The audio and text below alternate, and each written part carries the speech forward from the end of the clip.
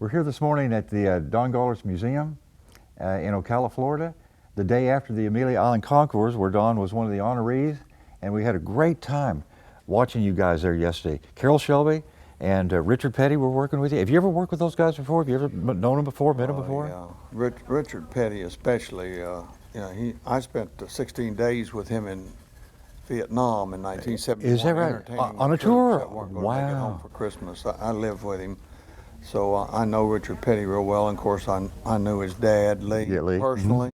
In fact, he's the one that gave me the combination of how to keep the Chrysler Hemi together in 1954, the 54 Hemi. Is that right? I called him on the phone. He gave me all the things to do to it. What a nice gentleman. You have probably answered questions about developing the rear engine dragster forever and ever and ever. But one thing I kind of wanted to know, I know a couple of guys had tried it before, but you're the one that made it successful. And I know a couple of guys tried it in funny cars and it didn't work at all. What happened in the garage one day that all of a sudden made yours work? Well, I even had one in '57. You'll see it back in the back of the building. It didn't work. It was about, I think, timing more than anything else. It was time for the rear engine car, and I'd seen the Indianapolis cars with Jim Clark. Jim Clark driving around there, and I told myself, and of course I'd blown my foot off, that year, and I thought, why can't we go straight if Jimmy can drive around in traffic at 200 miles an hour? It didn't make any sense. And actually we could. And what had happened before that made it really tough, the car spun the tires almost the entire quarter mile. Oh, of course. And we were reaching the era of smokeless. So now it was just driving the car. Right. And if they tried to smoke the tires today all the way through, they would not go straight. There would still be a problem. But then some of the guys were trying to get real exotic that were building those cars right at the last. And they crashed.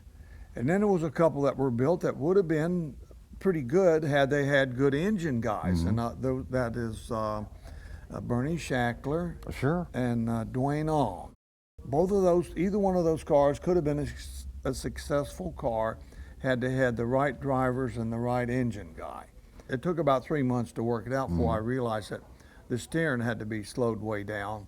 That was one of the things that was wrong with the slingshot, because you sat in back of the rear engine, and the rear tires, and you could see the least little bit of movement. You had to have real fast steering, and you could swap you could see the cars going down the course sometimes. The front wheels were going like that. Oh, yeah. I remember they almost leaned over sometimes. You'll never see a rear engine car do that. If it does, it crashes. Tell me how the museum started. When did the museum start? Because this is wonderful. I had not been here before. How did all this come together? Well, I've always been a pack rat. I got that from my dad. So I had a lot of stuff. In '76, we were traveling over to England, and the English were big on museums and history. And I was going through, looking at a glass case, and it had all of Sterling Moss, which was supposed to be there, and had a bad accident. And there was his nail clippers and all from some big race that he was at and had won, and this was all his little personal artifact. And I thought, and thinking out loud, I says, gosh, we need a drag racing museum. And my friend there, Les Brooks, who's since passed away, said, well, why don't you build one? And so my wife and I, on the flight back, we had all these cars stored in garages.